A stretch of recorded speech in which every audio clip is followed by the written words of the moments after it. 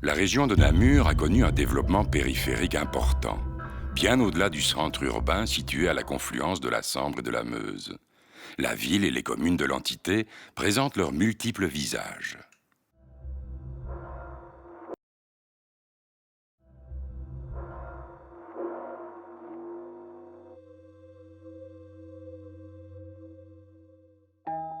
Entre Namur et Charleroi, Fos-la-Ville est une ancienne cité fondée par Saint-Feulien au 7e siècle. Elle vous attend, toutes portes ouvertes. Passons celle du musée, le Petit Chapitre. C'est un émerveillement. Des poupées en miniature illustrent le groupe des Chinelles et des Marcheurs de Saint-Feulien, mais aussi le folklore belge et étranger. 600 chefs-d'œuvre. Vous aurez peine à vous en détacher. Chaque année, une exposition thématique différente met également en valeur divers sujets tels que la famille royale, la marche Saint-Feulien ou les contes et légendes. Place du Chapitre se dresse la tour romane de la collégiale Saint-Feulien. Moine d'origine irlandaise, il aurait fondé, vers 650, un monastère à l'endroit de l'église actuelle. À la fin du XIe siècle, les pèlerins qui vénéraient ces reliques étaient si nombreux que l'on dut agrandir l'édifice en y apposant une crypte hors du chœur, unique en Belgique. Au cœur de la Saint-Feulien est un spectacle nocturne itinérant. À la lumière de torches surgit de l'ombre la procession qui vénère ces reliques. Les animations se succèdent, des évocations historiques comme les révolutions ou le serment des arquebusiers poignant dans le clair-obscur. Le marché médiéval baigne dans l'ambiance, et quand s'éteignent les lumières de la saisissante finale, place du marché, chacun s'en va, le regard rêveur.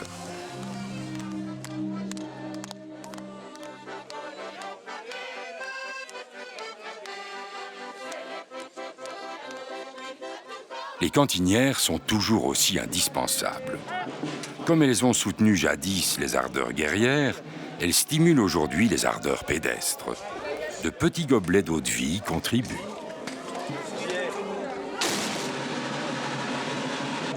14e brigade! Portez! Armes! »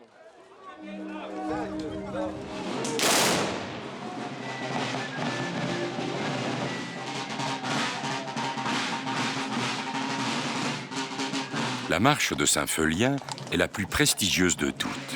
Y participent 2000 hommes. C'est un chatoiement d'uniformes des armées napoléoniennes d'avant 1914. En 1566, les arquebusiers jurèrent d'escorter la procession, moins pour protéger les reliques que pour leur rendre hommage. Début XVIIe siècle, serment fut prêté de l'organiser tous les 7 ans. Il fut toujours respecté depuis 1844, même pendant l'occupation en 1942. La chasse et le buste parcourent 12 km de chemin de campagne où résonnent les notes aiguës des fifres. Imaginez la descente des greffes de la folie. Au pas de charge, fantassins et cavaliers dévalent la colline. Les tambours battent, les fusils claquent. Le défilé se poursuit dans les rues de la ville. Il fait halte, entre autres, devant les chapelles, et ce pour une salve d'honneur. Le public a tout le loisir d'admirer les uniformes et l'équipement. C'est un émerveillement pour des dizaines de milliers de touristes et de pèlerins d'un jour. En août 1914, lors de la bataille de la Sambre, les combats de la Belle Motte furent des plus sanglants. Dans ce cimetière militaire français reposent plus de 4000 Bretons.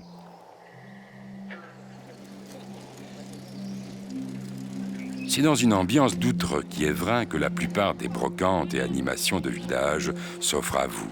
La balle-pelote, ce sont peut-être les Celtes qui pratiquaient déjà ce sport. Toute la dextérité, c'est la paume de la main qui doit l'acquérir.